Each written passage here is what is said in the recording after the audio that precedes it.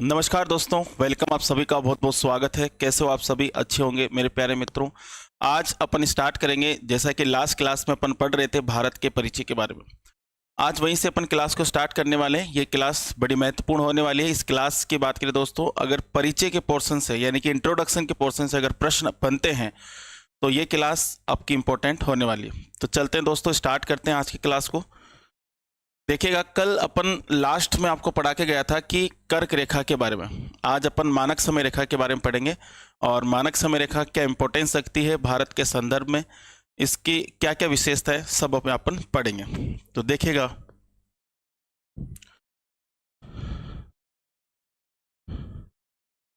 देखो भाई, 82.5 डिग्री पूर्वी देशांतर, 82.5 डिग्री पूर्वी देशांतर। देखो मेरे भाई, 82.5 डिग्री पूर्वी देशांतर, यहां से प्रश्न पूछे जाते हैं। क्या है ये? ध्यान से सुनेगा। देखो दोस्तों, ये अपना प्यारा सा भारत, और इस भारत पे इस तरीके से जब अपन देखते हैं तो यहां पर ये मानक समय रेखा है। ये मानक समय रेखा है। देखो दोस्तों, मानक समय रेखा की बात करें तो मानक समय रेखा 82.5 डिग्री है। 82.5 डिग्री, 82.5 डिग्री पूर्वी देशांतर। पूर्वी देशांतर क्यों लिखा? पूर्वी देशांतर इसलिए लिखा क्योंकि भारत जो है पूर्वी गोलार्ध में स्थित है। जब भी देशांतर की बात होगी तो भारत के संदर्भ में पूर्वी देशांतर ही आएगा। क्यों? क्योंकि भारत को प्रत्येक देशांतर पूर्वी गोलार्ध का ही काटता है। अब देखिएगा दोस्तों, 82.5 डिग्री पूर्वी देशांतर जो है, इससे भारत का समय ज्ञात किया जाता है। इसलिए इसको भारत की मानक समय रेखा भी कहते हैं। मानक समय रेखा, मानक समय रेखा, इसको भारत की मानक समय रेखा भी कहते हैं। और यहां पर अगर अपन बात करें दोस्तों, तो ये भारत में यहां से प्रवेश करती है। भारत में यहां से प्रवेश करेगी यूपी से। कहां से प्रवेश करेगी? यूपी से। यूपी के बाद में अगर आपको पूरा एड्रेस चाहिए तो दोस्तों, बहुत बार ऐसे होता है कि कहीं पर नैनी गांव दे देता है, कहीं पर मिर्जापुर दे देता है, कहीं पर इलाहाबाद दे देता है। पूरा एड्रेस है कि यूपी के इलाहाबाद, इलाहाबाद, यूपी के इलाहाबाद, और इलाहाबाद के मिर्जापुर तहसील, मिर्जापुर तहसील, और मिर्जापुर तहसील का एक गांव है नैनी गांव। कौन सा गांव है दोस्तों? नैनी गांव। यहां से मानक समय रेखा भारत में प्रवेश करती है। इसके बाद ये यूपी के अंदर, फिर एमपी के अंदर, फिर इसके बाद में छत्तीसगढ़, छत्तीसगढ़ के बाद में उड़ीसा, और उड़ीसा के बाद में दोस्तों लास्ट में आंध्र प्रदेश, आंध्र प्रदेश। इस तरीके से ये भारत के बाहर निकलती है और टोटल 5 राज्यों से गुजरती है। कितने राज्यों से गुजरती है? 5 राज्यों से ये गुजरती है। दोस्तों, मानक समय रेखा से भारत का समय ज्ञात किया जाता है। अब यहां पर प्रश्न ये उठता है कि सर 82.5 डिग्री पूर्वी देशांतर को ही भारत की मानक समय रेखा क्यों माना? यहां पर 80 को भी मान सकते थे, 82 को भी मान सकते थे, 83, 84 या फिर 85 या फिर 90, किसी भी देशांतर को मान सकते थे। अपने 82.5 को ही क्यों माना? दोस्तों, यहां पर अगर अपन बात करें तो यहां पर इसलिए माना क्योंकि आपको पता है कि भारत का सबसे पश्चिमी देशांतर 68 डिग्री 7 मिनट है। और यहां पर जैसे अपन चलते हैं सबसे पूर्वी देशांतर की, तो 97 डिग्री 25 मिनट पूर्वी देशांतर, यानी कि ईस्टर्न लॉन्गिट्यूड। अब ध्यान से सुनना दोस्तों, अगर मैं 68 से 97 जाता हूं तो इसके बीच का जो देशांतर है वो 82.5 डिग्री होगा। 82.5 डिग्री की बात करें दोस्तों, तो इसको मानक समय रेखा इसलिए माना कि ये भारत का सबसे मध्यस्थ देशांतर है। तो ये भी बात आपको ध्यान रखनी है कि ये भारत का सबसे मध्यस्थ देशांतर है। बहुत बार एग्जाम में पूछ लेते हैं इस तरीके से, ठीक है? तो देखिएगा, यह भारत का सबसे मध्यस्थ देशांतर है, मध्यस्थ देशांतर है। तो ये भारत का सबसे मध्यस्थ देशांतर है, ये आपको ध्यान रखना मेरे भाई। अब देखो भाई, अब चलते इसके बारे में अपन लिखते हैं वन बाय वन। देखो भाई ध्यान से सुनना, अगर 82.5 डिग्री की बात करें तो इस देशांतर से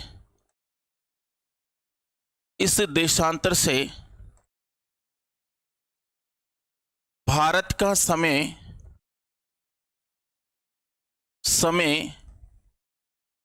ज्ञात किया जाता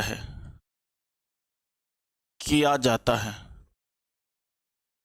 इस देशांतर से भारत का समय ज्ञात किया जाता है, इसलिए इसे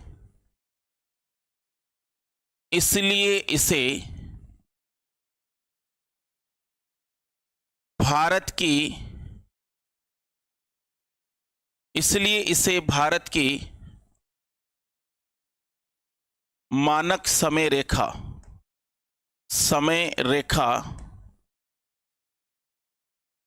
कहते हैं।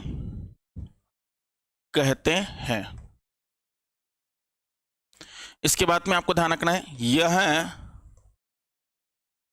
भारत को 2 भागों में बांटती है। यह भारत को 2 भागों में बांटती है, या फिर यहां पर एक लाइन और याद रखनी है, यह भारत का सबसे मध्य देशांतर है, सबसे बीच का देशांतर है दोस्तों, ये आपको ध्यान रखना है। ठीक है, इसके बाद इंपॉर्टेंट बात कि भारत में प्रवेश कहां से करती है। देखो दोस्तों,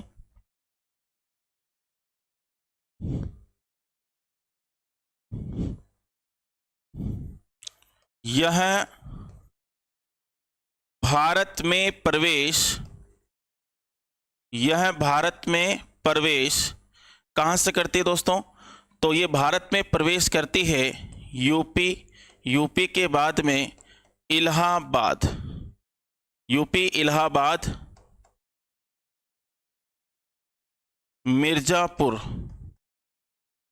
मिर्जापुर तहसील, जिसके अंदर नैनी गांव, यहां से ये भारत के अंदर प्रवेश करती है और कुल 5 राज्यों से गुजरती है। कितने राज्यों से गुजरती है? 5 राज्यों से। तो देखेंगे, यह भारत में 5 राज्यों से गुजरती है,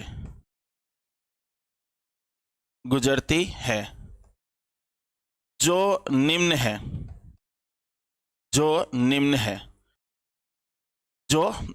अब ध्यान से सुनना दोस्तों, 5 राज्य में आपको बता रहा हूं। जैसे अगर अपन बात करें, बहुत बार इस प्रकार से प्रश्न आते हैं कि आपको उत्तर से दक्षिण क्रम से पूछ लेता है 5 राज्यों को, यानी कि नॉर्थ तो यहां पर साउथ पूछ सकता है, तो वो क्रम भी आपको ध्यान रखना है मेरे भाई। ठीक है, तो एक बार आप इसको नोट डाउन कीजिएगा। चलो भाई, देखिएगा दोस्तों, यहां पर अगर अपन बात करें तो 5 राज्य कौन कौन से हैं। जैसे उत्तर प्रदेश के बाद में अपन चलते हैं तो मध्य प्रदेश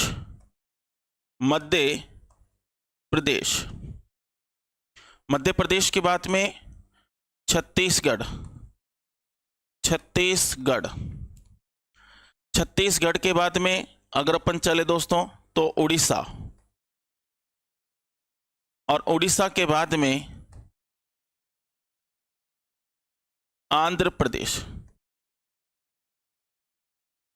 इस तरीके से ये एक क्रम है, आपको ध्यान से सुनना दोस्तों। ये उत्तर से लेकर ये दक्षिण तक का क्रम है, तो ये क्रम आपको ध्यान रखना है, क्योंकि क्रम बहुत बार एग्जाम के अंदर पूछ लेता है अभी। अब इसको याद करने की एक ट्रिक भी है अपने पास, वो ट्रिक भी अगर आपको अच्छी लगे तो आप उसको यूज कर सकते हो, मैं आपको बताने वाला हूँ। देखो भाई, एक ट्रिक लिखा रहा हूँ। जैसे यूपी में छग्गू उड़ा आंधी में, जैसे यूपी का कोई छोरा होगा, उसका नाम छग्गू था और वो किस में उड़ गया, आंधी में उड़ गया। तो एक ट्रिक अपन ने बना दी। तो दोस्तों यूपी से तो क्या बन जाएगा मेरे भाई, यूपी बन जाएगा। में से क्या बन जाएगा, एमपी। छग्गू से क्या बन जाएगा दोस्तों, छत्तीसगढ़। छत्तीसगढ़ हो जाएगा। इसके बाद में उड़ा, उड़ीसा हो जाएगा, उड़ीसा हो जाएगा। आंधी से आंध्र प्रदेश हो जाएगा। तो दोस्तों इस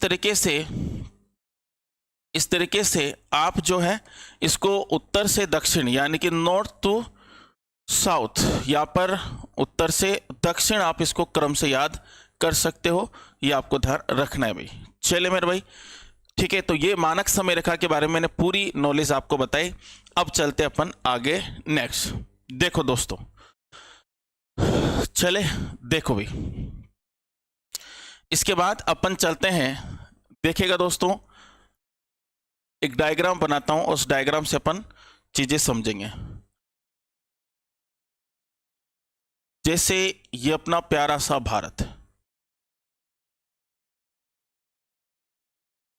ये अपना भारत है और इस भारत की अगर अपन बात करें दोस्तों, यहां पर इस तरीके से श्रीलंका है ना, ये श्रीलंका है, ठीक है। यहां पर अगर अपन बात करें तो ये अपना बंगाल की खाड़ी है, ठीक है, नीचे हिंद महासागर है। तो यहां पर ये अपना प्यारा सा भारत हो गया। यहां पर पाक खाड़ी हो गई, पाक खाड़ी। देखो दोस्तों, पाक खाड़ी जो है भारत और श्रीलंका के मध्य स्थित है। इसके बाद यहां पर नीचे की तरफ आते हैं तो ये मन्नार की खाड़ी हो जाएगी, मन्नार की खाड़ी। तो ये पाक खाड़ी और ये हो जाएगी दोस्तों मन्नार की खाड़ी। इसके बाद अगर अपन चर्चा करें, देखो दोस्तों यहां पर अगर अपन बात करते हैं तो यहां पर देखिएगा ये एक सेतु है जिसको अपन बोलते हैं दोस्तों राम सेतु। राम सेतु, इसको आप राम सेतु बोल सकते हो, भगवान राम के द्वारा निर्मित है, ऐसी पौराणिक कथाओं में अपन इसको देखने को मिलते हैं। इसके बाद में इसको राम सेतु बोल सकते हैं, इसको आदम पुल भी बोल सकते हो दोस्तों, आदम पुल, आदम पुल, ठीक है। आदम यानी कि आदम के जो बंदर थे जो श्री राम के साथ उन्होंने बनाया था, इसलिए आदम पुल भी बोलते हैं, राम सेतु भी इसको कहते हैं। अब देखो तो पाक स्ट्रेट की बात करते हैं, पाक खाड़ी की अगर अपन बात करें तो इसके अंदर एक द्वीप है दोस्तों जिसको अपन बोलते हैं पम्बन द्वीप। यहां पर एक बार पम्बन द्वीप, देखो दोस्तों क्वेश्चन क्या पूछा गया कि एक बार प्रश्न पूछा गया कि पम्बन द्वीप कौन सी खाड़ी का भाग है। पम्बन द्वीप, पम्बन द्वीप कौन सी खाड़ी का भाग है, तो पम्बन द्वीप पाक खाड़ी का भाग है। अब देखो दोस्तों यहां पर अपन ने एक तो मैंने बताया कि एक तो यहां पर खाड़ी और एक सागर, दो चीजें, एक तो हिंद महासागर है यहां पर। तो दोस्तों सागर और खाड़ी में क्या अंतर है, अगर अपन थोड़ा सा भी कॉमन सेंस लगाएं तो अपन बता सकते हैं कि खाड़ी जो कम गहरी होती है और सागर ज्यादा गहरा होता है, या फिर अपन कह सकते हैं कि सागर से ही खाड़ी का निर्माण हुआ। तो यहां पर सागर से खाड़ी का निर्माण कैसे हुआ, प्रश्न यहां पर बनता है। तो देखिएगा यहां पर अगर अपन बात करें दोस्तों तो यहां पर अपन पढ़ेंगे सबसे पहले खाड़ियों का निर्माण कैसे हुआ, ठीक है, फिर उसके बाद में आगे की बातें अपन चर्चा करेंगे। जैसे अगर मैं खाड़ी की बात करूं, देखो भाई थोड़ा सा मैं इसको डाउन कर देता हूं। देखो भाई यहां पर एक तो होती है दोस्तों, यहां पर सागर है, ये सागर हो गया ना, और एक होता है दोस्तों खाड़ी। अब मैं आपसे एक बात कह रहा हूं, मोटी मोटी बात, कोई बड़ी बड़ी चीजें नहीं बता रहा, मैं आपको सिर्फ इतना बता रहा हूं कि थोड़ा सा कि जैसे मान लो सागर की गहराई ज्यादा होती है, बिल्कुल इजी वे में बता रहा हूं, बिल्कुल ताकि आपको क्वेश्चन चीजें समझ में आ जाए। भाई सागर की गहराई ज्यादा है, जैसे मान लो सागर की इतना गहरा है ना, खाड़ी की गहराई कम है, खाड़ी इतनी गहरी है, ये कम गहरी है, कम गहरी है। लेकिन दोस्तों ये गहराई कम क्यों हुई, तो इसके कारण हो सकते हैं अलग अलग। जैसे आपने देखा होगा कि खाड़ी का निर्माण एक तो नदियों के अवसाद से हो सकता है कि जब नदियां उद्गमित होती है, उद्गम के बाद में नदियां किसी न किसी सागर में जाकर गिरती है, और नदियां अपने साथ अवसाद लेकर चलती है। अवसाद का मतलब होता है दोस्तों कि कंकड़, मिट्टी, पत्थर। और नदियों के पानी के साथ ये कंकड़, मिट्टी, पत्थर बहता बहता किसी सागर में जाकर गिरेगा तो ये अवसाद धीरे धीरे उस सागर के अंदर जमा होगा, और जमा होगा तो वहां पर उस सागर की गहराई को धीरे धीरे कम करेगा। तो कहीं ना कहीं खाड़ी का निर्माण जो है नदियों के अवसाद से भी होता है। ठीक है, तो पहला आपसे पूछा जाए, बहुत बार ऐसे एग्जाम में आएगा, जैसे आपके सामने मन्नार की खाड़ी है, इस मन्नार की खाड़ी के बारे में पूछेगा कि मन्नार की खाड़ी का निर्माण कैसे हुआ, तो वहां पर ऑप्शन में आपको मिलेगा नदियों के अवसाद से, प्रवाल या मूंगा से, या फिर प्लेटों की टक्कर से, या फिर इनमें से कोई नहीं। तो वहां पर तीन चीजों की वजह से खाड़ी का निर्माण हो सकता है। तो तीनों चीजें अपन क्लियर करेंगे, उसके बाद ही अपन आगे बढ़ेंगे भाई। देखेगा भाई, तो यहां पर पहला अपन यहां पर देखे कि जैसे मान लो नदियों के अवसाद से, है ना, नदियों के अवसाद से, नदियों के अवसाद से। देखो दोस्तों, अब ध्यान से सुनना मेरे भाई, नदियों के अवसाद से कैसे खाड़ी का निर्माण होता है। देखो भाई, ध्यान से सुनना और समझना। देखो दोस्तों, यहां पर अगर अपन बात करें तो नदियों, जैसे पर्वत पहाड़ों से नदियां बहती बहती आती है। एक डायग्राम से ही समझेंगे, क्योंकि डायग्राम से चीजें समझ में आती है। ये कोई पर्वत पहाड़ है, और इस पर्वत पहाड़ से नदियां आ रही है, और नदियां इस तरीके से आती है, तो ये नदियां किसी न किसी अंततः किसी सागर में जाकर गिरेगी, और ये अपने साथ क्या लेकर आएगी? अवसाद। अवसाद का मतलब होता है कंकड़, मिट्टी, पत्थर। और इस अवसाद की बात करें दोस्तों, तो इस अवसाद का जमाव किसी सागर में होगा, और इससे सागर की गहराई कम होगी और फिर खाड़ी बन जाएगी। तो यहां पर मैं एक लाइन लिख देता हूं सिर्फ कि नदियों के अवसाद से, नदियों के अवसाद के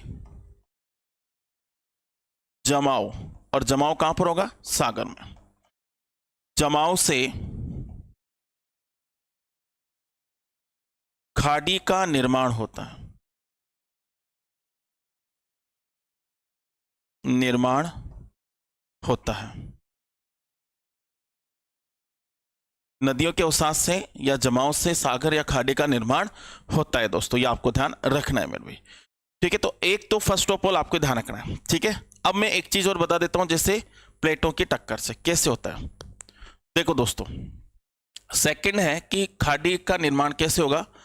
प्लेटों की टक्कर से। क्योंकि अंततः यह भी आपको जानना जरूरी है कि प्लेटें क्या होती है। प्लेटों की टक्कर से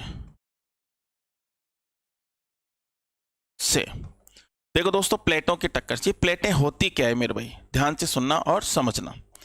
देखो दोस्तों, यहां पर प्लेटों की टक्कर की अगर अपन बात करें तो जैसे यहां पर मैंने क्या बना दिया, इस तरीके से एक भूतल बना दिया, और ये अपना भूतल है। और इस भूतल की अगर अपन चर्चा करें दोस्तों, इस भूतल से अपन नीचे की तरफ जाएंगे, और लगभग कितनी नीचाई? लगभग 100 किलोमीटर की नीचाई पर जाएंगे। लगभग 100 किलोमीटर की नीचाई पर अपन जब नीचे जाते हैं तो वहां पर अपन को इस तरीके से प्लेटें दिखाई देती हैं, इस तरीके से प्लेटें दिखाई देती है दोस्तों। अब ये जो प्लेटें हैं मेरे प्यारे दोस्तों, ध्यान से सुनना, इस तरीके से ये प्लेटें हैं। अब ध्यान से सुनना भाई, मैंने इन प्लेटों के जोड़े बना दिए, पैर्स बना दिए। यहां पर मैंने 3 पैर्स बना दिए भाई। अब ध्यान से सुनेगा, भूतल से जब आप ऊंचाई की तरफ जाते हो तो टेम्परेचर बढ़ता है। जैसे मान लो आप सड़क पे चल रहे हो, और आप सड़क पे चलते चलते किसी पर्वत पे चढ़ गए, तो पर्वत के ऊपर क्या होगा? जैसे जैसे ऊंचाई बढ़ेगी तो टेम्परेचर कम होगा। लेकिन आप किसी अंदर यानी कि गहराई में गए, भूतल से आप गहराई में गए, तो गहराई में जब आप जाते हो तो वहां पर टेम्परेचर बढ़ता है। जैसे फॉर एग्जाम्पल, जैसे आप किसी कुएं में गए, कुएं में जब जाते हैं तो कुएं के अंदर भले से पानी भरा हो, लेकिन आपके पसीना छूट जाएगा, क्योंकि वहां पर टेम्परेचर क्या है? ज़्यादा है। तो मेरा कहने का मतलब है कि जब 100 किलोमीटर नीचे जाते हैं तो टेम्परेचर, अलग अलग विद्वानों ने अलग अलग बातें बताई। जैसे हरिवंश सक्सेना ने कहा, जैसे सियोलथम ने कहा, अलग अलग विद्वानों ने अलग अलग टेम्परेचर बताया। हरिवंश सक्सेना ने कहा कि सर, जब 100 किलोमीटर नीचे जाते हैं तो 1900 डिग्री सेल्सियस तापमान हो जाता है।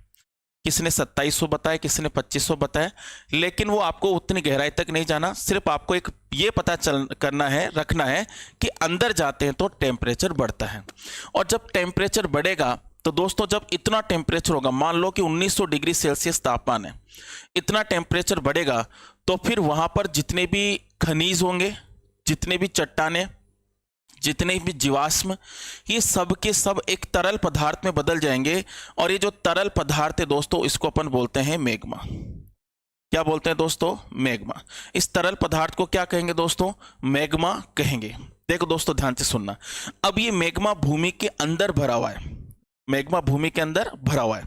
ध्यान से सुनना, ये भूतल के ऊपर अगर मैं बात करूं तो पर्वत पहाड़ भी होंगे कि नहीं होंगे? इस तरीके से पर्वत पहाड़ है भूमि के ऊपर। भूमि के ऊपर बहुत सारे इस प्रकार से सागर भी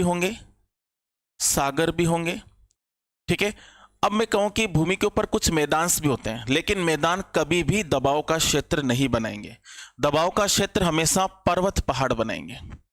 जो पर्वत होते हैं वो पर्वत पहाड़ हमेशा भूतल पर दबाव का क्षेत्र बनाएंगे। ये सागर महासागर जो एक जगह बहुत सारा पानी इकट्ठा होता है, वो भी दबाव का क्षेत्र बनाता है। जब ये पर्वत पहाड़ यहाँ पर भूमि की ऊपरी सतह पर दबाव बनाएंगे तो ये दबाव आंतरिक भाग तक जाएगा, और आंतरिक भाग तक जाएगा तो ये प्लेटें क्या होगी? डिस्टर्ब होगी। और जब ये डिस्टर्ब होगी तो दोस्तों ध्यान से सुनना, फिर ये क्या करेगी? अलग अलग दिशाओं में गति करेगी। कोई फिक्स नहीं है कि किधर गति करेगी। तो यहाँ पर ये अलग अलग दिशाओं में हो सकता है कि ये दोनों प्लेटें एक दूसरे की तरफ गति करें, हो सकता है कि ये दोनों प्लेटें एक दूसरे के विपरीत दिशा में गति करें, हो सकता है कि ये प्लेट ऊपर चली जाए और एक प्लेट नीचे की तरफ चली जाए। तो ये एक अलग अलग दिशाओं में गति कर रही है। जब यहाँ पर एक प्लेट ऊपर और एक प्लेट नीचे जाती है तो इसको बोलते हैं रूपांतरण गति। क्या बोलते हैं दोस्तों? रूपांतरण गति बोलते हैं दोस्तों। और जब कोई प्लेट एक दूसरे के विपरीत दिशा में जाती है तो उसे बोलते हैं दोस्तों अपसारी गति। क्या कहते हैं दोस्तों? अपसारी गति। और जब दो प्लेटें एक दूसरे की तरफ आती है तो उसको बोलते हैं दोस्तों अभिसारी गति। अभिसारी गति, अभिसारी गति। देखो दोस्तों, अब ध्यान से सुनना, इंपॉर्टेंट बात क्या है दोस्तों अपने यहाँ पर, इस जो मैं आपको बता रहा हूँ कि द्वीपों का निर्माण कैसे होगा। ये रूपांतरण गति से जब दो प्लेटें, एक प्लेट ऊपर जाएगी, एक प्लेट नीचे आएगी, क्योंकि धरातल की ऊपरी सतह पर दबाव आएगा, पर्वत पहाड़ या सागर महासागर दबाव बनाएंगे। तो जब दो प्लेटें होगी, दो प्लेट, एक प्लेट ऊपर जाएगी और एक प्लेट नीचे आएगी, तो इससे क्या होगा कि कभी कभी आपने देखा होगा कि जब भूकंप आते हैं तो बड़ी बड़ी बिल्डिंगें भी नीचे चली जाती है। जैसे ही प्लेट नीचे जाएगी तो इसके साथ बिल्डिंग भी नीचे चली जाएगी। तो हमेशा रूपांतरण गति से भूकंप आते हैं मेरे भाई, भूकंप आते हैं। तो अर्थक्वेक किससे आएगा? रूपांतरण गति से आएगा भी। इसके बाद अपसारी गति। देखो दोस्तों, आपने सुना होगा कि जब ज्वालामुखी फटता है तो धरातल के अंदर से मैग्मा बाहर की तरफ आएगा, और वो मैग्मा जब बाहर की तरफ आएगा तो लावा के रूप में भूमि की ऊपरी सतह पर आकर जमेगा और उससे बेसाल्ट चट्टान बनती है, ठीक है। और यहाँ पर अगर अपन बात करें तो अंदर से जब इस प्रकार से लगातार ये मैग्मा लावा के रूप में ऊपर आता रहेगा तो उसे ज्वालामुखी कहेंगे। तो ज्वालामुखी की घटना हमेशा अपसारी गति से होगी, यानी कि ये हो गया ज्वालामुखी, ये ज्वालामुखी। अब ज्वालामुखी के बारे में अगर आपके सिलेबस में होगा तो अपन ज्वालामुखी को पढ़ेंगे, तो वहां पर अपन ज्वालामुखी को भी 3 प्रकार से पढ़ेंगे। तो वहां पर मेनली मुख्य रूप से 3 प्रकार है, जैसे आपका सक्रिय ज्वालामुखी हो गया, सुसुप्त हो गया, और आपका मृत ज्वालामुखी हो गया। फिर इसके अंदर भी अलग अलग प्रकार पढ़ेंगे, जैसे दरारी हो गया, आपका छिद्रित हो गया। तो वो अलग अलग चीजें अगर आपके सिलेबस में होगा तो उसको अपन जरूर कंप्लीट करेंगे। अब देखो दोस्तों, यहां पर अगर अपन बात करें अभिसारी गति, अभिसारी गति अभी जो अपन पढ़ रहे हैं अभिसारी गति, इसके अंदर इंपॉर्टेंट है दोस्तों। अभिसारी गति की बात करते हैं दोस्तों, तो भूमि के अंदर जब, जैसे मान लो कि पानी के अंदर पानी है, कोई सागर है, सागर में पानी भरा हुआ है और वो पानी धरातल की ऊपरी सतह पर दबाव बनाएगा। जब दबाव बनाएगा तो भूमि के अंदर 2 प्लेटें, जैसे एक प्लेट ये, एक प्लेट ये और एक प्लेट ये, दोनों प्लेटें इस प्रकार से गति करेगी, एक दूसरे की तरफ आ रही है। तो बीच में से मलबा बाहर की तरफ आएगा कि नहीं आएगा? आएगा ना। जब ये मलबा बाहर की तरफ आता है तो उस सागर की गहराई कम होगी, और गहराई जब कम होगी तो वहां पर फिर क्या बनेंगे दोस्तों? वहां पर बनेंगे, वहां पर द्वीप बन सकते हैं। वहां पर उस सागर की गहराई कम होगी तो खाड़ी बन सकती है। चले, तो यहां पर अगर अपन बात करें अभिसारी गति से ही किसका निर्माण होता है? खाड़ी का निर्माण होता है। अभिसारी गति से ही द्वीपों का निर्माण होता है। चलिए दोस्तों, ये आपको ध्यान रखना है। मैंने आपको प्लेटों की टक्कर से भी खिंचकर खाड़ी का निर्माण हो सकता है। तो यहाँ पर अगर मैं बात करूँ, एक छोटी सी लाइन इसके अंदर लिख देता हूँ, बाकी मैंने पूरा एक्सप्लेन कर दिया अच्छे से, तो आपका चल जाएगा भी। देखो भी, देखो भी, यहां पर प्लेटों की टक्कर से, प्लेटों की टक्कर से,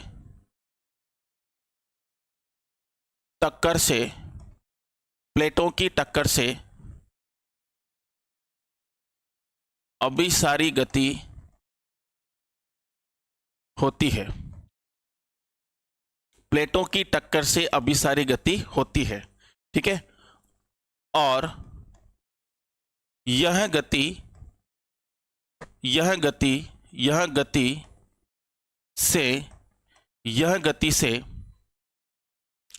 से समुद्र के अंदर मलबा बाहर आता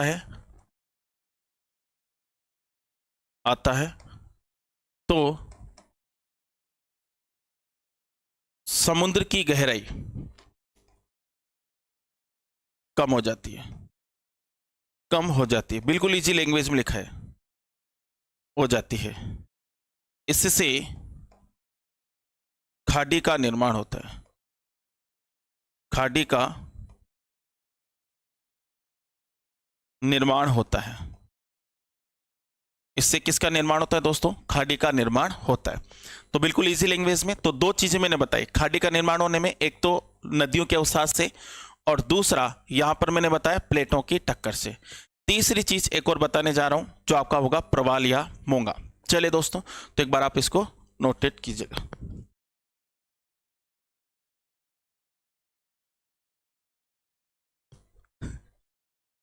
चलो भाई, देखो मेरे भाई, ध्यान से सुनेगा। जैसे दोस्तों, एक होता है प्रवाल या मूंगा। प्रवाल या मूंगा क्या होता है दोस्तों? आपने नदी के किनारे गए होंगे। आप नदी के किनारे जब आप गए होंगे तो वहां पर आपको कुछ कैल्शियम के आवरण के इस तरीके से शंख मिले होंगे, और वो जो शंख होते हैं दोस्तों, वो शंख के अंदर एक जीव होता है, और वो जीव ही प्रवाल या मूंगा होता है। देखो, ये एक जीव है। एक बार प्रश्न सीधा सीधा ये पूछ लिया गया कि प्रवाल या मूंगा क्या है, तो एक जीव है। बहुत बार इस प्रकार से आता है कि प्रवाल या मूंगा क्या है, एक पर्यावरणीय कारक है, या फिर एक जीव है, या फिर कोई ऑप्शन में दो और आपको दे देगा। तो यहाँ पर प्रवाल या मूंगा क्या है दोस्तों?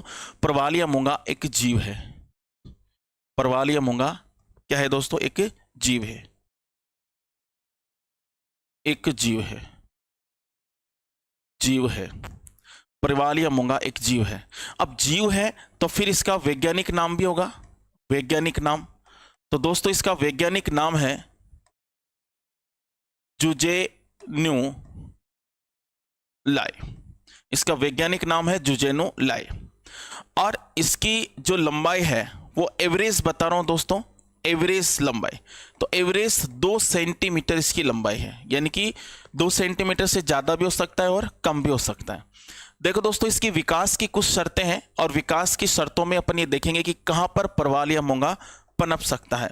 तो विकास की कुछ शर्त है, जैसे मान लो विकास की शर्त, विकास की शर्त। देखो दोस्तों, विकास की जो शर्त है वो क्या होगी? जैसे पहला, टेम्परेचर, यानी कि तापमान 21 डिग्री सेल्सियस। जहां पर 21 डिग्री सेल्सियस तापमान होगा वहीं पर प्रवाल या मूंगा पनपेगा। अब 21 डिग्री सेल्सियस अगर औसत तापमान की बात करें तो आपके इक्वेटर लाइन के आसपास में होता है, यानी कि भूमध्य रेखा के आसपास में होता है। तो ज्यादातर प्रवाल या मूंगा आपको इक्वेटर लाइन के आसपास में ही मिलेंगे भाई। चले, अब देखो दोस्तों, यहां पर विकास की शर्त में एक तापमान हो गया और एक 21 डिग्री सेल्सियस तापमान होना चाहिए, ठीक है। सेकेंड, अगर बात करें तो पानी की जो गहराई है, पानी की गहराई की बात करें तो कितने गहराई पानी में मिलेंगे? तो लगभग 60 से 70 मीटर, यानी कि ज्यादा गहरे पानी में नहीं। अब देखो दोस्तों, मैं जो अब बताने जा रहा हूं, दो चीजें इसके अंदर इंपॉर्टेंट रहेगी जो आपको बार बार एग्जाम में पूछा जाता है, ठीक है। तो यहां पर इसका रंग कैसा होगा? रंगीन। एक होता है दोस्तों यहाँ पर तीसरा कि यहाँ पर रंगीन होता है, और जल कैसा होगा, जल एकदम स्वच्छ होगा, बिल्कुल साफ जल होगा। अब जो मैं आपको नेक्स्ट बता रहा हूं दोस्तों, यही एग्जाम में पूछेगी। दो ऐसी लाइनें हैं जो यहां से प्रवाल या मूंगा से हर एग्जाम के अंदर पूछा गया, ये स्टैटिक जीके में भी आता है भाई। देखो भाई ध्यान से सुननेगा, यहां पर इसको संज्ञा दी गई दोस्तों। संज्ञा क्या दी गई दोस्तों, संज्ञा दी गई, संज्ञा क्या दी गई कि भाई मैंने कहा कि प्रवाल का कलर कोई नहीं होता, रंगीन होता है, मल्टी कलर होता है, बिल्कुल साफ पानी में होता है। तो जब इस प्रकार से मल्टी कलर का कोई चीज, कोई जीव अगर पानी में आपको मिलेगा, तो दूर से जब उस पानी को आप देखते हो तो उस पानी में ऐसा लगता है जैसे वहां पर कोई पेड़ पौधे उगे हुए, इसलिए इसको संज्ञा दी गई, इसको पानी का बगीचा कहा गया। क्या कहा गया, पानी का बगीचा। काफी एग्जाम में पूछा गया पानी का बगीचा। देखो दोस्तों पानी का बगीचा, ठीक है, संज्ञा इसको दी गई, पानी का बगीचा इसको कहते हैं अभी। फिर इसके बाद में पानी के अंदर बगीचे की तरह ये रहता है। अब ध्यान से सुनना मेरे भाई। दूसरी बात, पानी में कोई जीव, अगर कोई पेड़ पौधा इस प्रकार से एक स्थान से दूसरे स्थान पर जाएगा, क्योंकि तो जीव है, तो ये पानी में इस तरीके से एक स्थान से दूसरे स्थान पर जाएंगे, तो इसको क्या कहते हैं दोस्तों, हाँ चल अभी, तो इसको अगर अपन बात करें तो यहाँ पर पानी का बगीचा ये कहता है। अब चलते हैं दोस्तों, अब ये कैसे खाड़ी का निर्माण करेगा, खाड़ी का निर्माण कैसे करेगा, यहां पर ये आपके इंपॉर्टेंट बात है, ध्यान से सुनना मेरे भाई। एक तो संज्ञा पूछेगा और एक खाड़ी का निर्माण कैसे करेगा, ध्यान से सुनना मेरे भाई। देखो भाई ध्यान से सुनेगा मेरे प्यारे दोस्तों, ये प्रवाल जो होता है, जैसे मान लो कि ये सागर है, सपोज करो कि ये सागर है। अब इस सागर के अंदर ध्यान से सुनना, इस सागर की बात करें दोस्तों, तो इस सागर के अंदर क्या होता है कि इस तरीके से, इस सागर के अंदर क्या होता है दोस्तों कि ध्यान से सुनना, ये इस तरीके से ये कोई प्रवाल है भाई। इस सागर के अंदर क्या है दोस्तों, ये प्रवाल है, ये प्रवाल यहां पर पड़ा हुआ है, चले ये प्रवाल है। अब ये प्रवाल यहां पर है, तो ये प्रवाल क्या करता है दोस्तों, ये अपने जो बच्चे होते हैं, इन अपने बच्चों को अपने ऊपर बिठा लेता है। अब ये पुराना प्रवाल क्या किया, इसने अपने बच्चों को अपने ऊपर बिठा लिया भाई, पुराने प्रवाल को अपने बच्चों को अपने ऊपर बिठा लिया, पुराने प्रवाल ने क्या कर लिया, अपने बच्चों को अपने ऊपर बिठा लिया दोस्तों। अब इसकी जो मातृ संतान है, ये मातृ संतान क्या करेगी, पुत्री संतान को, मातृ संतान क्या करती है दोस्तों, ये मातृ संतान जो है, जो संतान है, पुत्र संतान है, वो मातृ संतान को खा जाएगी। यानी कि कुल मिलाकर सीधी सी बात बोल रहा हूं अपनी भाषा में, कि इसके जो बच्चे होते हैं ये खुद को ही खा जाते हैं, खुद की माँ को ही खा जाते हैं। तो जब यहाँ पर ये इसका बच्चा इसकी खुद की माँ को खा जाएगा, तो ये जीव तो मर जाएगा, लेकिन इसका कैल्शियम का आवरण इस प्रकार से यहाँ पर पड़ा रहेगा। फिर ये जो इसका बच्चा है, ये भी अपने बच्चों को जन्म देगा, तो ये भी इसको अपने ऊपर बिठा लेगा, और जब ये भी इसको अपने ऊपर बिठा लेगा तो ये भी इसको खा जाएगा एक टाइम, तो इसका कैल्शियम यहाँ पड़े रहेगा। तो इस तरीके से कैल्शियम का आवरण का यहाँ पर दिन पर दिन जमाव होता रहता है, होता रहता है, होता रहता है। और ये जो कैल्शियम का आवरण का जमाव यहाँ पर होता रहेगा, तो ये जो पानी यहाँ पर भरा है, इस पानी का क्या होगा दोस्तों, यहाँ पर गहराई कम होती जाएगी और यहाँ पर खाड़ी का निर्माण हो जाएगा दोस्तों, खाड़ी का निर्माण होगा। तो कहीं ना कहीं प्रवाल या मूंगा से अगर मैं बात करूं दोस्तों, खाड़ी का निर्माण भी होता है। देखो दोस्तों, एक प्रश्न यह भी पूछा जाता है कि विश्व की सबसे बड़ी, यहां पर अगर मैं बात करूं, हाँ प्रवाल भित्ति कहां पर है, बहुत बढ़िया। तो यहां पर अगर अपन बात करें विश्व की सबसे बड़ी प्रवाल भित्ति की बात करते हैं दोस्तों, बहुत बार एग्जाम में आता है, तो नोट बनाकर लिख रहा हूं यहां पर। देखो भाई नोट बनाकर लिख रहा हूं, विश्व की सबसे बड़ी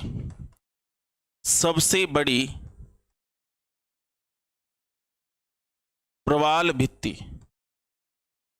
विश्व की सबसे बड़ी प्रवाल भित्ति ग्रेट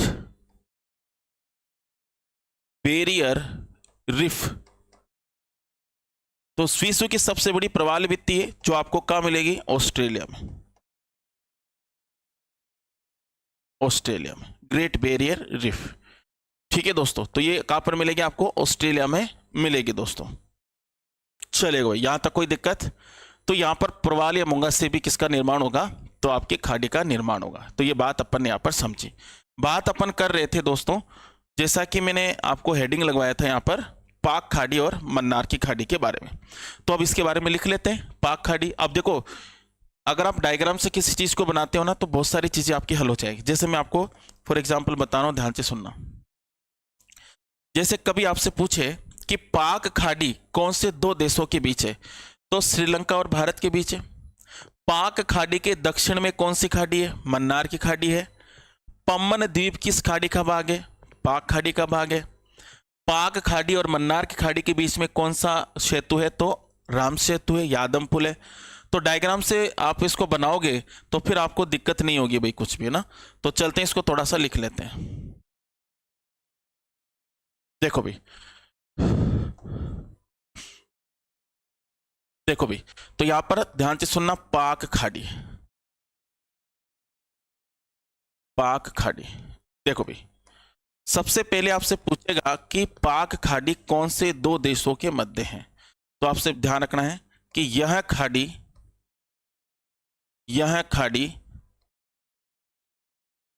भारत व श्रीलंका के मध्य स्थित है। तो यह खाड़ी भारत व श्रीलंका के मध्य स्थित है। देखो दोस्तों, इस खाड़ी की बात करें तो इसका निर्माण कैसे होगा, तो इसके निर्माण की बात करते हैं। तो इसका निर्माण होगा, कैसे होगा, ध्यान से सुनना मेरे भाई। इसका निर्माण होगा, ध्यान से सुनना, प्रवाल या मोंगा से। ठीक है। इसके बाद में इस खाड़ी में पंबन या फिर पम्बन द्वीप स्थित है। पम्बन द्वीप स्थित है। फिर इसके बाद में इस खाड़ी के दक्षिण में, इस खाड़ी के दक्षिण में मन्नार की खाड़ी है।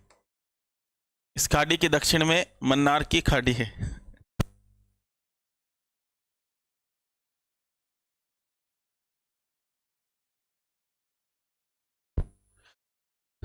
चलो भाई,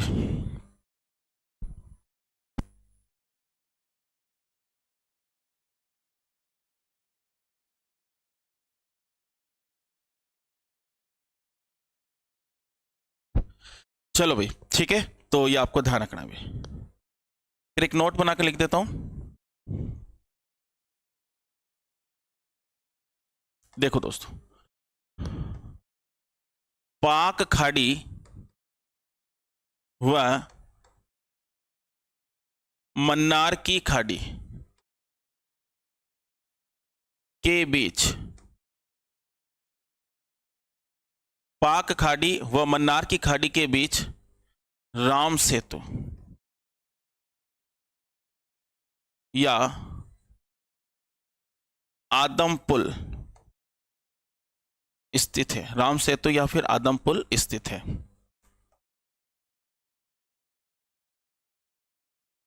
ठीक है दोस्तों, तो ये अपनी क्लास थी।